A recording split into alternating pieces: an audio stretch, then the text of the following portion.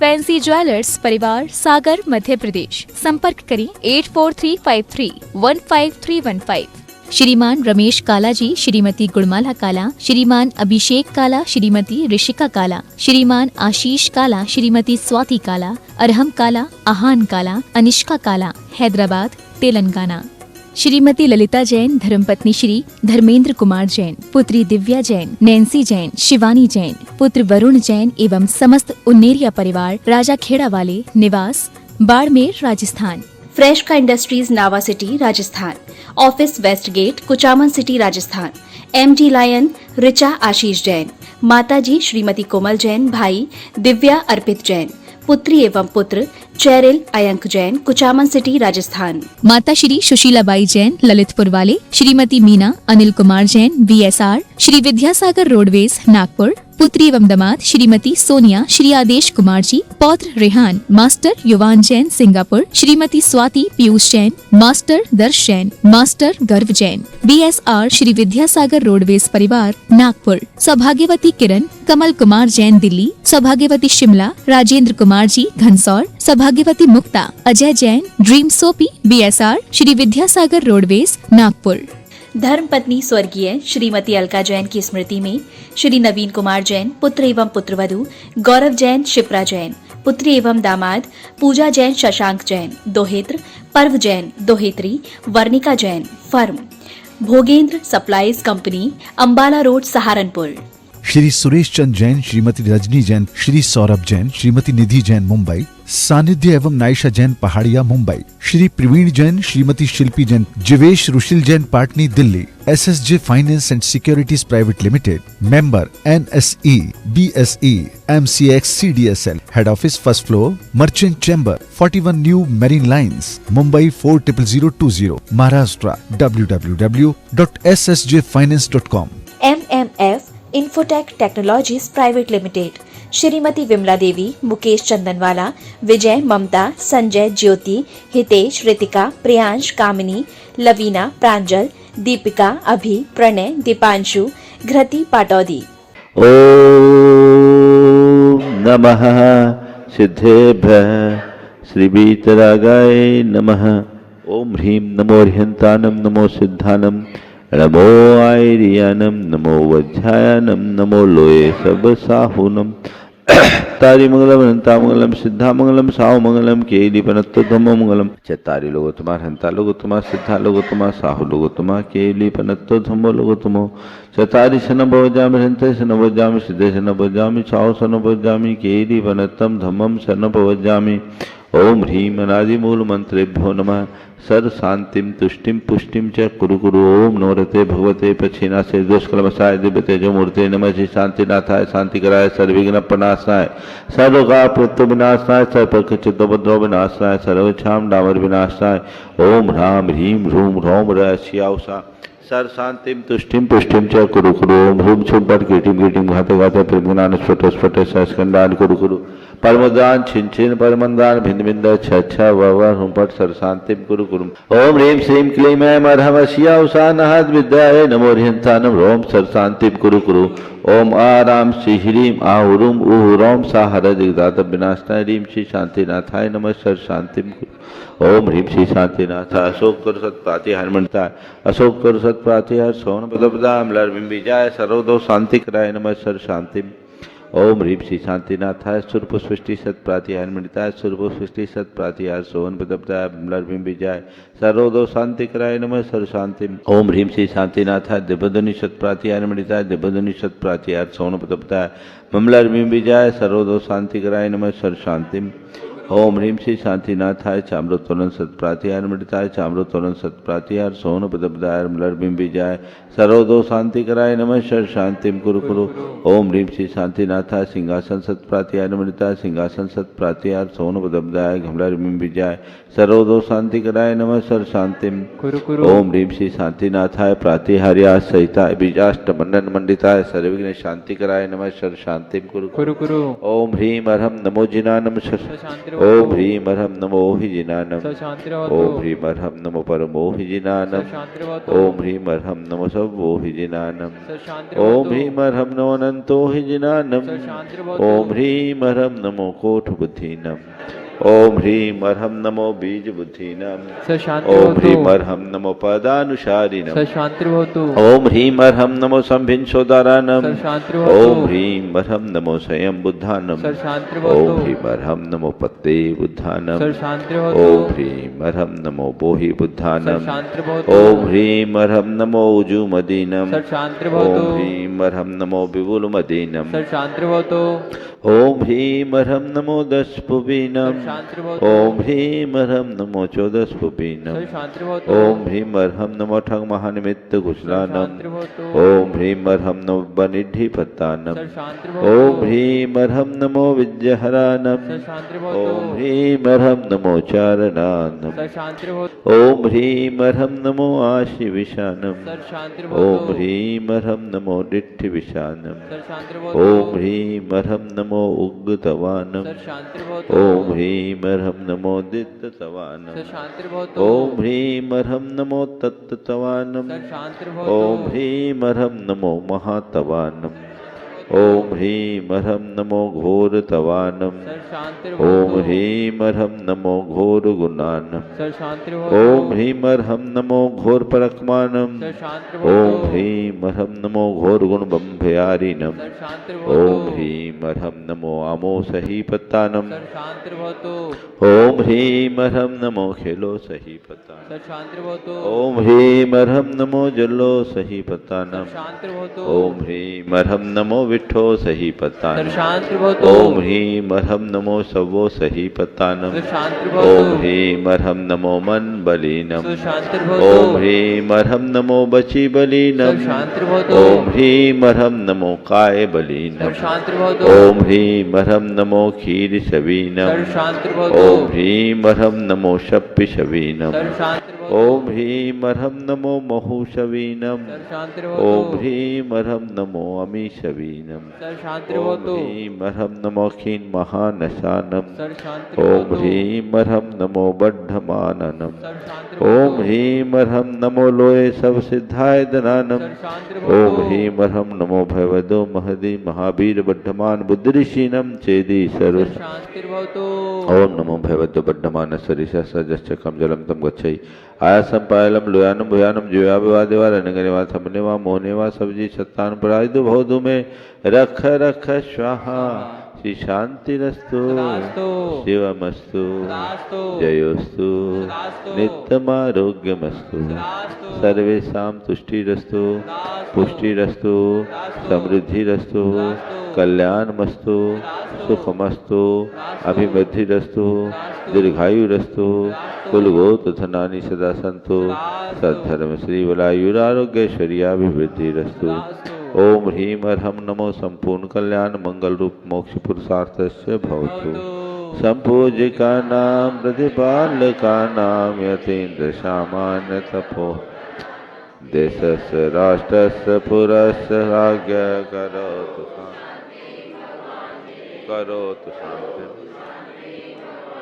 करोतु शांति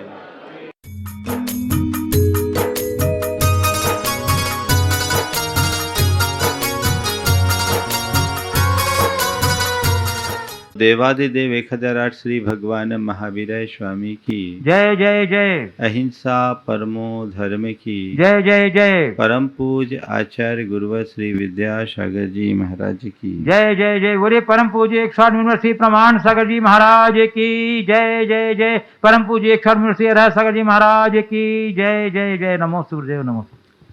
एक बहेलिया जंगल में थोड़ी सी मिट्टी खोद कर उस पर बांस का जाल बनाया, उसमें एक फंदा फंसाया और वहीं कुछ चावल के दाने बिखेर दिए। एक शहर का बच्चा जो अपने दादा के साथ जंगल में पिकनिक मनाने के ख्याल से गया था, उस बहेलिये की हरकत को देखकर पूछा, कि दादा ये क्या कर रहा है? तो उन्होंने कहा ये जाल फैला रहा है। दादा जाल तो फैला दिया, पर इसने चावल के दाने क्यों बखेरे? बोले बेटे इसी का नाम तो जाल है। ये चावल के दाने बखेरे हैं क्योंकि अभी थोड़ी देर बाद पक्षी आएंगे और चावल के धोखे में वो आकर के बैठेंगे और उसके फंदे में फंस जाएंगे। बात बिल्कुल सही है। ये धोखा केवल पशु पक्षियों के साथ नहीं होता, आदमियों के साथ होता है, बल्कि ज्यादा होता है। जैसे शिकारी अपने शिकार को फंसाने के लिए उसे धोखे में डालता है तब फंसाता है, वैसे ही कुछ धोखेबाज किस्म के लोग होते हैं जो सामने वाले को तरह तरह का सब्जबाग दिखाकर उसका विश्वास जीतते हैं, उसे अपने भरोसा में लेते हैं और बाद में उसे धोखा दे देते हैं। इस दुनिया में शायद ही कोई ऐसा व्यक्ति होगा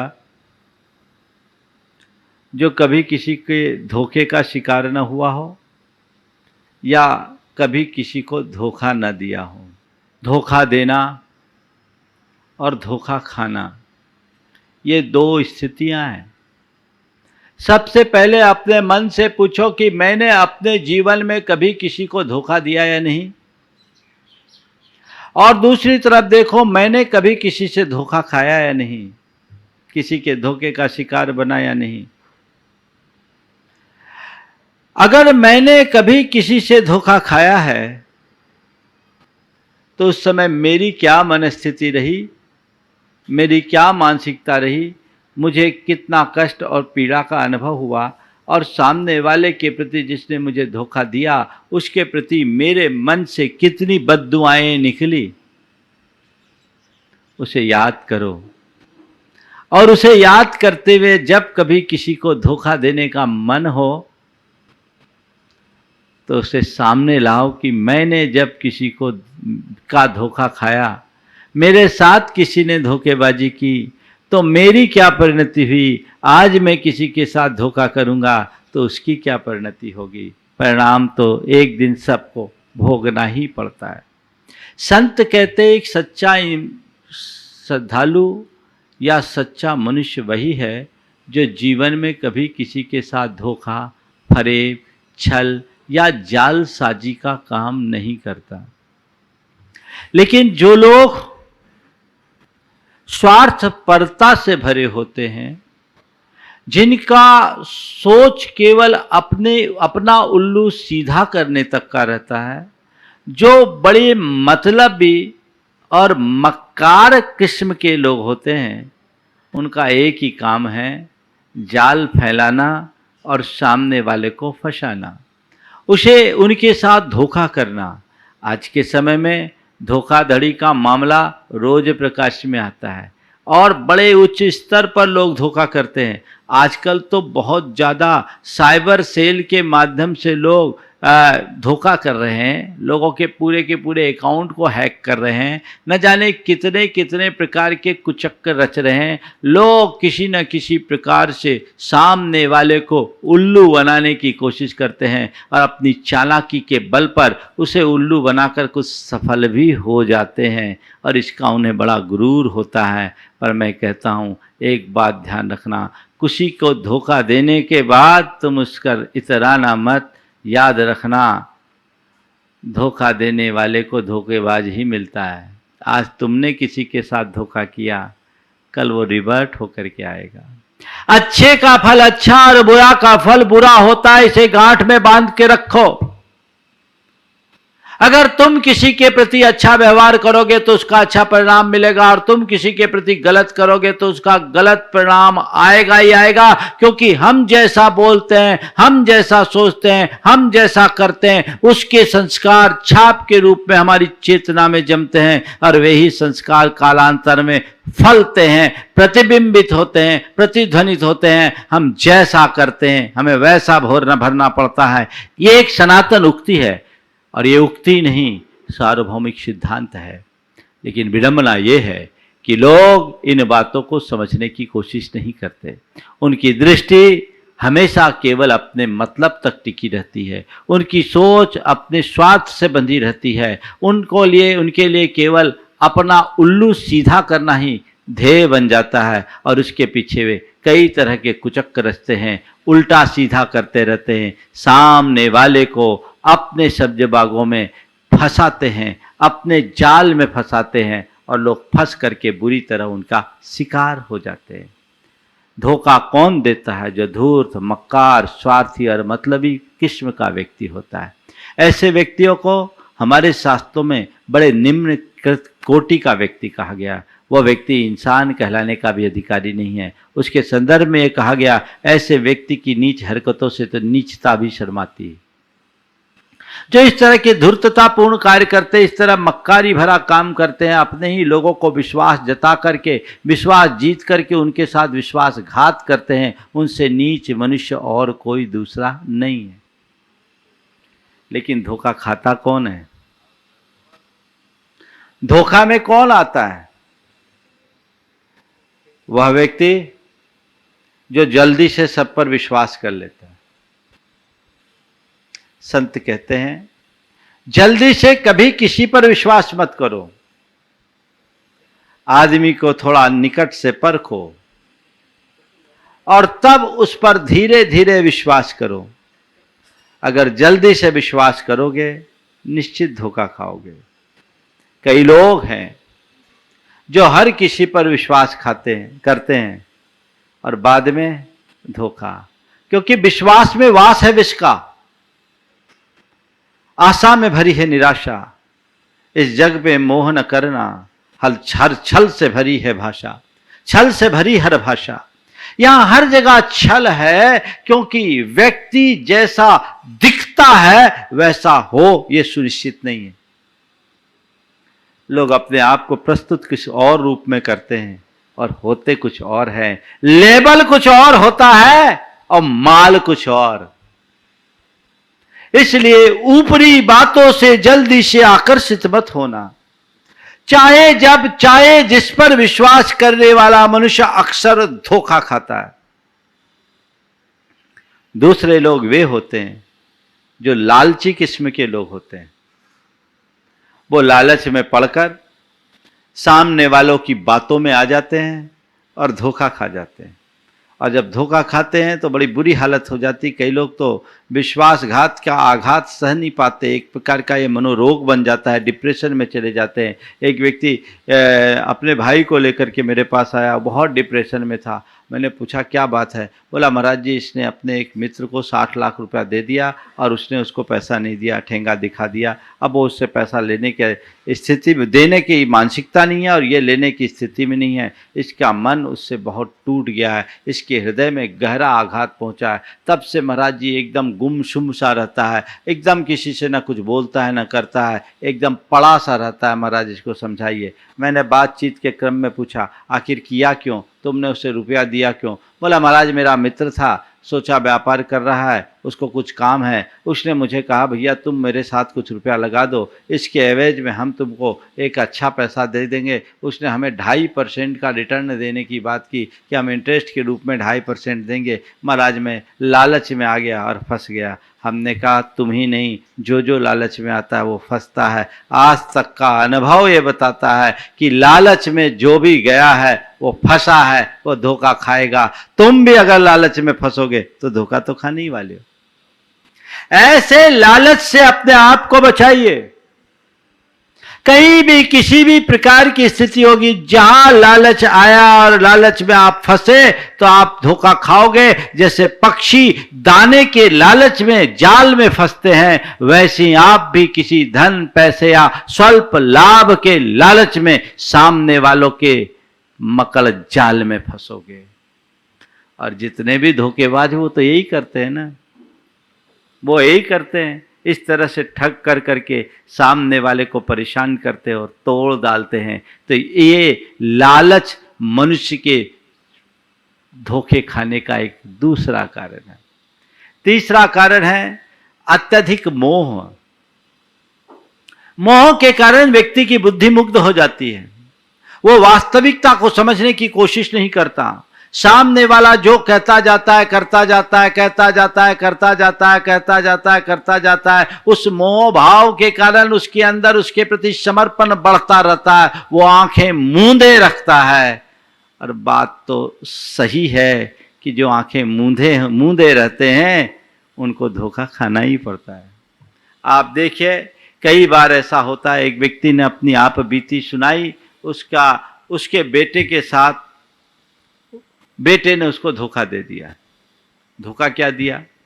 बोला महाराज जी मेरे बेटे ने कारोबार किया, मैंने अपने बेटे को बड़े अभावों में कष्टों में पाल के पोस करके बड़ा किया, उसे आईआईटी की पढ़ाई कराई, आईआईटी में सिलेक्शन होने के बाद उसकी एक मल्टीनेशनल कंपनी में जॉब लगी और वो अमेरिका में पोस्टेड हो गया। अमेरिका में जाने के बाद वो कभी हमारे विशेष ख्याल नहीं रखा। जब उसे ज़रूरत होती थी तब वो वहाँ फ़ोन किया करता था कि हमें चाहिए, कुछ चाहिए, आप मदद दीजिए। हमने उसको हमेशा मदद की। उसने महाराज जी बाद में कहा कि हम एक बड़ी कंपनी खोल रहे हैं, उस सॉफ्टवेयर की कंपनी है, उसमें हमें कुछ इन्वेस्टमेंट की ज़रूरत है, पापा इस समय हमें आपके सहयोग की ज़रूरत है। उन्होंने तुरंत ही अपने बेटे की बात को समझते हुए कि मेरा बेटा आगे बढ़ेगा, अपना जितना पीएफ का पैसा था सब दे दिया, जमा पूंजी सब दे दी। इसके बाद भी सामने वाले का मन नहीं भरा। मन न भरा तो फिर धीरे धीरे और पैसे और पैसे और पैसे। तो फिर उसने कहा एक काम कीजिए, आप अपने प्रॉपर्टी के पेपर्स दीजिए, इस प्रॉपर्टी को हम लेते हैं और आप हमें एक पावर ऑफ अटर्नी दे दीजिए। हम इस प्रॉपर्टी को लेकर के कहीं इसको या तो गिरवी रखेंगे और कुछ पैसा लेंगे या प्रॉपर्टी सल्टा करके पैसा लेंगे और काम करेंगे। बोले प्रॉपर्टी बेच दोगे तो क्या होगा, फिर हम कहाँ रहेंगे? बोले पापा मत चिंता कीजिए, अपना बहुत बड़ा मकान है, इतने बड़े मकान में आप 2 प्राणी रह करके क्या करोगे, और कोई तो यहाँ रहने वाला नहीं है। ये 5000 स्क्वायर फुट का मकान छोड़ करके हम एक छोटा सा फ्लैट ले लेंगे, उसमें मेंटेनेंस करने की भी दिक्कत नहीं होगी, आप वहाँ रह लीजिएगा, आराम से रहिएगा, और बाकी मैं हूँ ना। पिता ने अपने बेटे पर भरोसा करके अपने मकान की पावर ऑफ अटर्नी भी उसे दे दी। बेटे ने बेच दिया। अब मकान बेचने के समय पिता को बताया भी नहीं कि हमने मकान बेच दिया। मकान बिकने के बाद जब उसको मकान बेचा गया, उन्हें पता तब लगा जब वो उनसे घर पर कब्जा लेने के लिए आए, उनसे खाली कराने के लिए आए। उनने सारे कागज़ दिखाए कि पावर ऑफ अटर्नी आपने दी है, आपके बेटे ने ये मकान हमारे लिए रजिस्ट्री कर दिया है, 1 महीना हो गया है इस रजिस्ट्री के लिए, अब आपको 2 दिन के नोटिस में ये पूरा मकान खाली करना है। पिता सुना तो हक्का बक्का रह गया, उससे कुछ बोलते नहीं बना, बनते और सुनते नहीं बना, वो वहीं ज्यों का त्यों काठ की तरह रह गया। ये क्या है, कितना बड़ा आघात। कहते वो इतना शॉक्ड हुआ कि दूसरे दिन उसका हार्ट फेल ही हो गया, चला गया। उस समय उसकी माँ ने बेटे को फोन लगाया, बेटे का कोई फोन रिसीव नहीं, कुछ नहीं, सब स्वाहा हो गया। बेटा माँ बाप के साथ इतना बड़ा धोखा कर सकता है, इससे भी बड़ा बड़ा धोखा हो जाता है, रोज आप देख रहे हैं। इसलिए कोई कितना भी तुम्हारा अपना और सगा क्यों ना हो, मोही मत बनना और मोह में मुग्ध होकर उस पर जरूरत से ज्यादा भरोसा मत करना। धोखा खाओगे फिर तुम्हारे हाथ में कुछ भी नहीं बचेगा। हाल बेहाल हो जाता है उन लोगों का। सामने वाले का काम केवल अपना उल्लू सीधा करना है, और उसने किया, उनसे तुमसे मतलब क्या? क्योंकि जो धोखेबाज किस्म के लोग होते हुए इतने स्वार्थी और मक्कारी और संवेदनहीन होते हैं कि उन्हें औरों से कोई मतलब ही नहीं रहता, और तुम मोह में मुग्ध होकर इस तरह की प्रवृत्ति करोगे तो निश्चित धोखा खाओगे। और धोखा खाने का चौथा कारण है अज्ञान। जो अज्ञान में रहते हैं, फंसे रहते हैं, उनको बहुत जल्दी चीजों का वास्तविक ज्ञान नहीं होता, वास्तविकता को समझते नहीं, जल्दी से धोखा खा जाते हैं। और जिसके अंदर ज्ञान है, जिसके अंदर समझ है, जिसने लालच पर नियंत्रण कर रखा है, जो हर किसी पर जल्दी से विश्वास नहीं करता, उस व्यक्ति के लिए कभी कोई धोखा नहीं दे सकता। तो दुनिया में धोखेबाजों की कमी नहीं है, कदम कदम पर खड़े हैं। तुम्हें चाहिए केवल ये कि चाहे कितना भी बड़ा धोखेबाज क्यों ना है, हम धोखा न खाएं। मेरे सामने चाहे कितना भी बड़ा धोखेबाज छलिया क्यों ना आए, हम उसके धोखे में ना आए। अगर हम जरूरत से ज्यादा विश्वास जल्दी से किसी पर विश्वास न करें, हम अपने लालच को नियंत्रित रखें, हम मोह भाव से मुक्त हों, किसी पर जरूरत से ज्यादा भरोसा न करें, उसके प्रति समर्पित न हों, और हम ज्ञान मूलक दृष्टि रखें, तो मजाल है हमें कोई कभी धोखा दे। हो सकता है क्या? तो दूसरा धोखा दे रहा है, उसकी गलती है, पर हम उसके धोखे में फंस रहे हैं। क्या ये हमारी गलती नहीं है? ज्यादातर लोग बाद में ठगा सा महसूस करते, ये कहते क्या करे, हमारे साथ धोखा हो गया, हमारे साथ धोखा हो गया। हर जगह धोखा होता है, आज तो कदम कदम पर धोखा है, हर क्षेत्र में धोखा है। मैं आपसे कहता हूं, धोखा देना एक निकृष्ट प्रवृत्ति है। आप अपने आप को धर्मात्मा समझते हो तो कोई भी व्यक्ति धर्मात्मा तभी कहलाने का अधिकारी होगा। धर्मात्मा तो बहुत ऊंची बात है कि इंसान कहलाने का अधिकारी तभी होगा जब वह छल छद्म और धोखेबाजी की प्रवृत्ति से ऊपर उठेगा। आप इसे गांठ में बांधिए। और मैं आपसे कहता हूँ, धोखे से आप पूरी तरह मुक्त ना हो सको तो मैं आज इस पर उतना जोर नहीं देता, पर 4 जगह धोखा कभी मत करना। सबसे पहले स्वयं से धोखा कभी मत करो। आज व्यक्ति स्वयं के साथ धोखा कर रहे हैं। स्वयं के साथ धोखा मतलब ऐसे लोग आत्महंता किस्म के लोग होते हैं जो खुद जानबूझ करके अपने आप को पाप में लगा रहे हैं। क्या है स्वयं के साथ धोखा नहीं है? जानबूझ करके भी स्वयं को अहित के मार्ग में लगा रहे हैं। क्या ये स्वयं के साथ धोखा नहीं है? ये बहुत बड़ा धोखा है। जान करके भी जो अनजान बनते हैं वे धोखे में ही फंसते हैं। वो खुद के साथ बहुत बड़ा धोखा है। अपनी स्थिति कुछ है और होते कुछ हैं। बाहर दिखाते कुछ हैं और अंदर होते कुछ हैं। ये धोखा नहीं है क्या? ये बहुत बड़ा धोखा है। अगर तुम धर्म क्षेत्र में आगे आए हो और दुनिया तुम्हें धर्मात्मा के रूप में आदर और सम्मान देती है और उसके बाद भी तुम अपने जीवन में अनाचार को पाल रहे हो, तो ये मान करके चलना, ये घोर आत्मवंचना है। स्वयं के साथ एक बहुत बड़ा धोखा और नाइंसाफी है, क्योंकि इसका परिणाम तुम्हें खुद ही भोगना पड़ेगा। करने का फल तो इंसान को भोगना ही पड़ता है। इसलिए इस मुगालते में मत रहना कि आज मैं लोगों की आंखों में धूल झांक करके अपने मंसूबे को पूरा कर रहा हूं। लोगों की आंखों में तुम धूल झोंक सकते हो, पर कर्म की आंखों में धूल नहीं झोंका जा सकता। उसका फल तो तुम्हें भुगतना ही पड़ेगा। ये तो संभलो और संकल्पित हो जाओ, मैं स्वयं के प्रति ईमानदार बनूंगा, स्वयं के साथ कभी धोखा नहीं करूंगा। अगर तुम स्वयं के साथ ईमानदार हो गए, स्वयं के साथ धोखा देने से बच गए, तो जीवन में कभी किसी के साथ धोखाधड़ी कर ही नहीं पाओगे। लोग सोचते हैं कि मैं दूसरों को बेवकूफ बना रहा हूं। हकीकत तो यह है कि दूसरों को बेवकूफ बनाने वाला खुद बेवकूफ बन जाता है। एक व्यक्ति गांव से शहर की ओर गया। शहर की ओर गया तो जाते समय बोला, भैया देखो तुम शहर में जा रहे हो, मुंबई जैसी जगह में जा रहे हो, वहाँ के लोग बहुत होशियार होते, चाहे जिसको बेवकूफ़ बना देते, तुम बेवकूफ़ मत बनना। बोले ठीक है, मैं भी होशियार हूँ, मुझे बेवकूफ़ नहीं बनाएंगे। गांव का है तो क्या है, मैं किसी को बेवकूफ़, मुझे कोई बेवकूफ़ नहीं बना सकता, मैं सामने वाले को बेवकूफ़ बना दूंगा। ठीक है, होशियार समझता था अपने आप। वह एक बहुमंजिली इमारत को देख रहा था। बहुमंजिली इमारत को देख रहा था तो एक आदमी ने देख लिया, सर बॉम्बे के व्यक्ति युवक ने देखा कि बिल्कुल गांव का आदमी लगता है, पहली बार मुंबई आया इसलिए बड़ी बड़ी इमारतों को देख रहा है। उसने फट से बोला, जी क्या देख रहे हो? बोले बिल्डिंग देख रहे हैं। बोले मालूम है बिल्डिंग देखने के पैसे लगते हैं? कितने मंजिल देखी? बोले 5 मंजिल। बोले निकालो 250 रुपया। 50 रुपया पर मंजिल का टिकट है, 250 रुपया निकालो।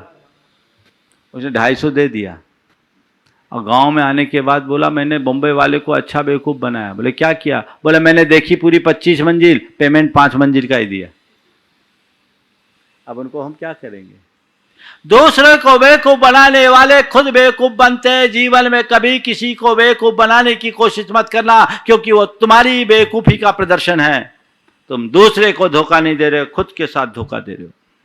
एक बार की बात, मैंने एक बार प्रवचन किया और प्रवचन इसी विषय पर था, जैसी करनी वैसी भरनी, उस दिन के प्रवचन का टाइटल था। प्रवचन संपन्न करके मैं अपने कक्ष पर गया। एक सज्जन जो उस मंच का संचालन कर रहे थे, विमल जी नहीं थे, नहीं तो चक्कर पड़ जाए। एक सज्जन जो उस मंच का संचालन कर रहे थे मेरे पीछे पीछे आ गए और एकदम भावुक होकर रोने लगे। मेरे चरणों में सिर रखा, फूट फूट कर रोने लगे। उस व्यक्ति को इतना भाव विवल मैंने पहली बार देखा। मैंने उसे ठाड़स बिठाया। उसे सामान्य होने में लगभग 1 मिनट लग गया। थोड़ा सामान्य होने के बाद मैंने उनसे पूछा, क्या बात है, आज इतने भाव विवल क्यों?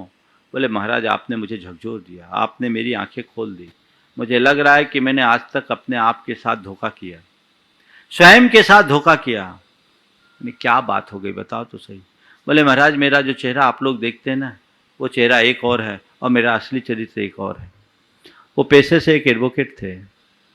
उन्होंने कहा, महाराज जी आज समाज में मुझे लोग एक बड़े धार्मिक व्यक्ति के रूप में जानते, आदर देते। आप गुरुजनों का भी बड़ा आशीर्वाद और स्नेह मुझे मिलता है, लेकिन मेरे असली चरित्र को आप लोग जान जाते तो मुझे अपने पास बिठाने में भी आप लोगों का मन नहीं होता। लोग मुझसे नफरत करते, घृणा करते। मैं रोते आंखों से उन्होंने कहा, महाराज हाई सोसाइटी के नाम पर मैंने हर वो कर्म किया है जो एक जैनी को नहीं करना चाहिए। जीवन के 52 वर्ष बीत गया और मैंने ऐसा कोई व्यसन और व्यभिचार नहीं बचा जो अपने जीवन में नहीं किया।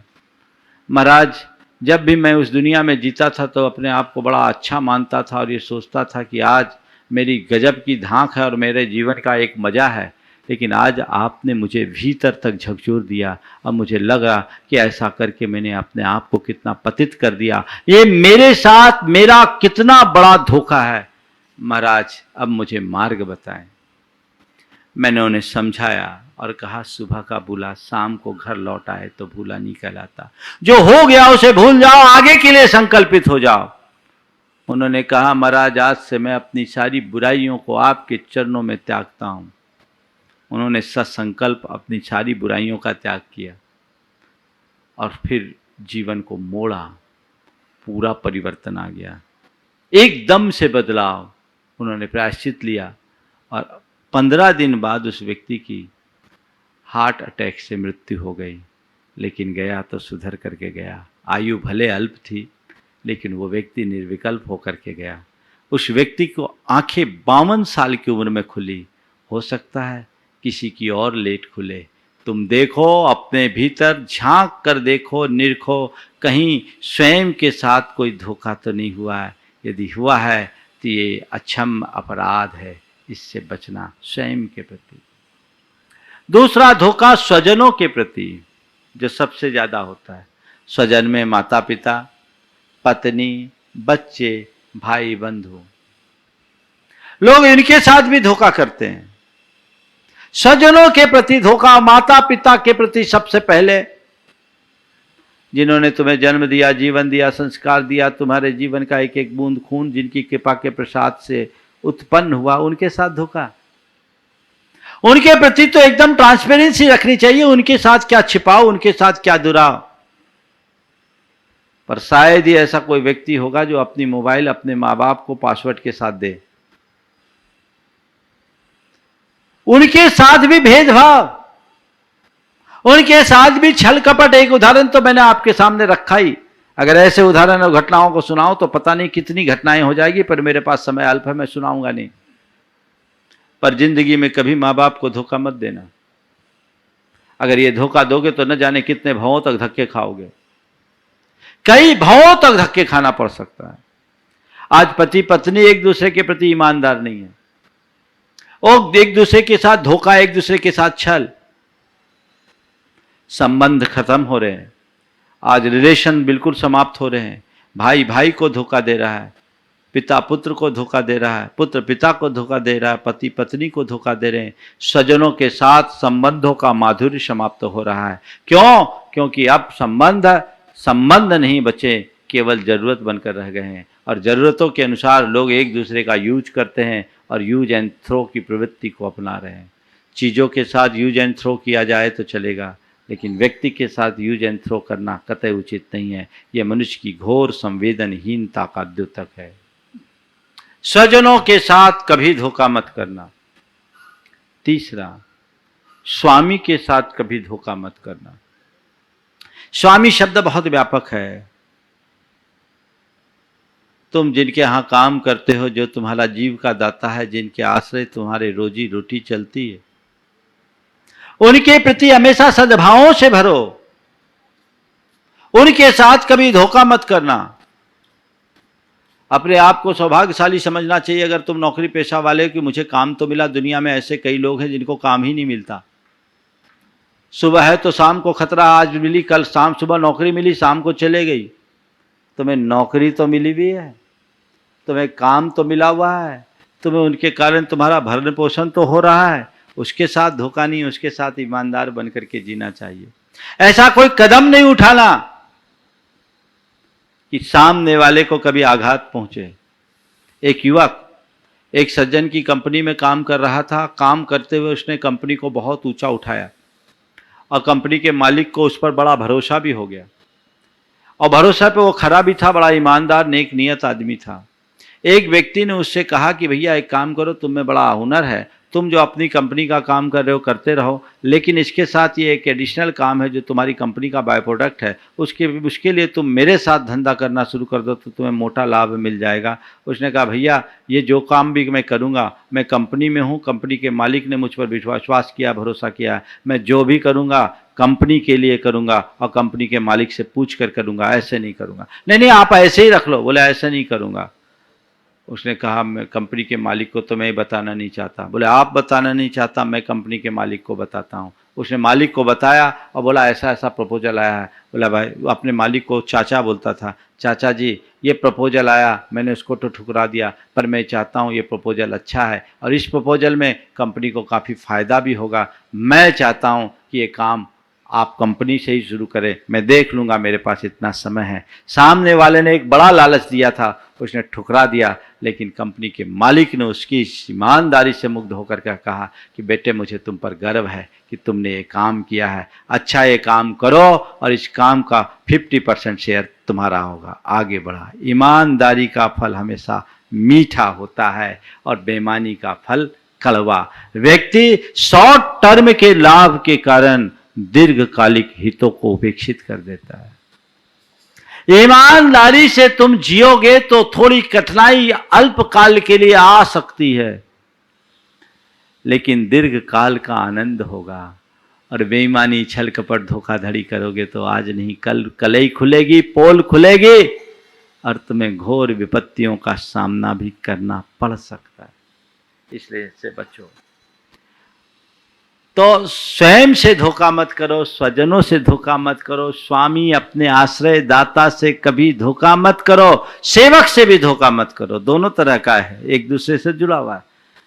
तुम जिसके यहाँ काम कर रहे हो उससे धोखा मत करो और जिससे तुम काम ले रहे हो उसके साथ धोखा मत करो, क्योंकि वो तुम्हारे जीवन का अंग है, वही तुम्हारे साथ सब कुछ कर रहा है। उसको खड़ा करो तो तुम मजबूती के साथ खड़े होगे। और चौथा, सदगुरु से कभी धोखा मत करना। गुरु के सामने एकदम खुली किताब बन करके जाओ। गुरु से छल करोगे तो बहुत बुरा होगा। कहते गुरु से झूठ और मित्र से चोरी, कै हो निर्धन कै हो कोड़ी। ये बुंदेलखंड की एक कहावत है कि गुरु से झूठ बोले और मित्र से चोरी किए, या तो तुम निर्धन बनोगे या कोढ़ी बनोगे। कुल मिलाकर वो जीवन की दुर्गति का कारण बनेगा, क्योंकि गुरु ने तुम्हें निस्वार्थ भाव से अपना हस्तावलंबन दिया। उसके सामने तुमने छल, उसके सामने तुमने धोखा, उसके साथ विश्वासघात, तो इससे निकृष्ट कर्म और क्या होगा? जीवन में क्या हासिल कर पाओगे? कुछ भी नहीं। इसलिए यहाँ एकदम साफ रहो। हो सकता है गुरु के समक्ष गुरु तुम्हें कोई ऐसा आदेश दे, निर्देश दे, उपदेश दे जिसका अनुपालन करना तुम्हें अनुकूल न लगे, पर तुम गुरु के सामने अच्छा बने रहने के लिए उनको तो हाँ कह दो और बाद में कुछ न करो। तो ये गुरु के साथ धोखा हुआ कि नहीं? कई लोग गुरुओं को भी झांसा में डाल देते हैं। सामने सामने मीठा मीठा कह देते हैं और पीठ पीछे जाकर के कुछ का कुछ कर देते हैं। ध्यान रखना, इसमें गुरु का कोई अहित नहीं, अहित तुम्हारा है। धोखा देने वाला व्यक्ति अपना पतन करता है। जिसे धोखा दिया जाए हो सकता है उसके लिए वो कुछ उपलब्धि भी बन जाए। इसलिए धोखा देने से बचो। अब दूसरी बात, दूसरा पहलू इसका और है, कहीं धोखा खा गए तो क्या करो? अगर तुम्हें किसी ने धोखा दिया, एक बार गुरुदेव से पूछा गुरुदेव कोई धोखा दे तो क्या करे? बोले धोखा खा लो। धोखा खाने की नौबत आए, बोले धो और खाओ। धोखा का मतलब क्या है? उस बात को भूल जाओ, उसे पचा लो। 2-3 बातें कह रहा हूं। अगर तुम्हें किसी ने धोखा दिया तो उस धोखे को अपना नुकसान नहीं, अपने लिए नसीहत समझो। सफलतम आदमी किसी से धोखा खाने के बाद टूटते नहीं, अपितु मजबूत होकर अपने आप को और ऊंचा उठाते हैं। आज धोखा दिया, कल और भी तो दे सकता था। धोखा खाने के बाद आंखें खुलनी चाहिए। कई बार ऐसा होता है जो लोग धोखा खाते हैं और विलाप करते हैं, और कई लोग ऐसे होते हैं जो किसी से धोखा खाते तो कहते हैं आज मेरी आंखें खुल गई। किसी ने बहुत ठीक बात कही है,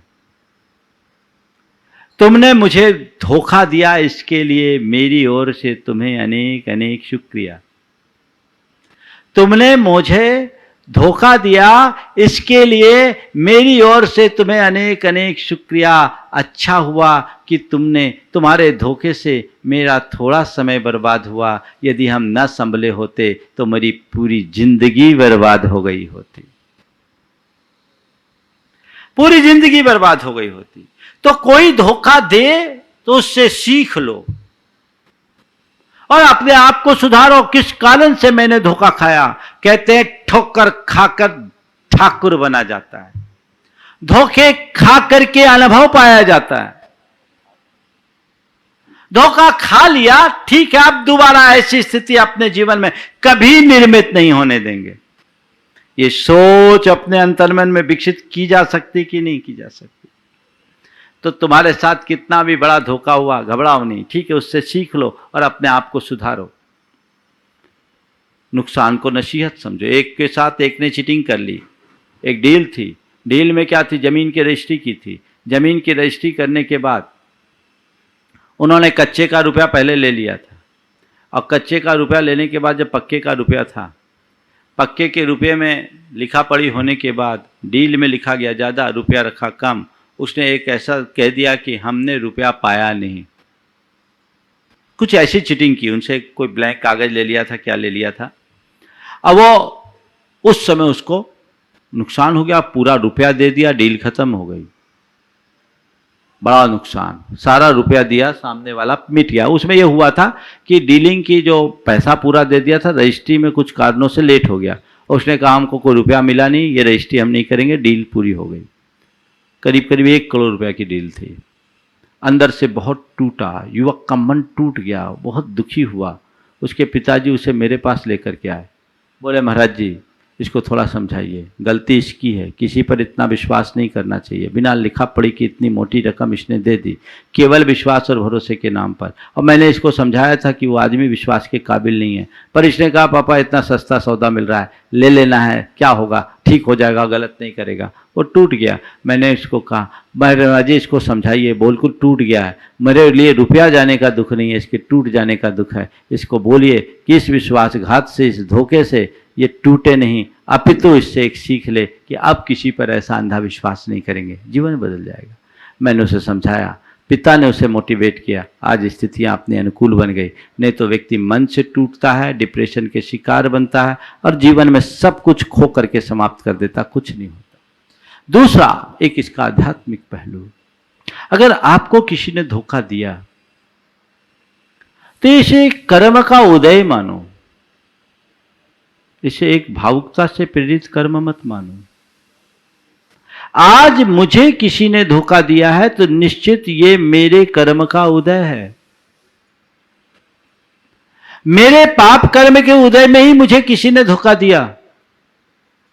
निश्चित मैंने कभी किसी रूप में उसे धोखा दिया होगा। आज उसका बदला चुक रहा है, सारा अकाउंट सेटल हो रहा है।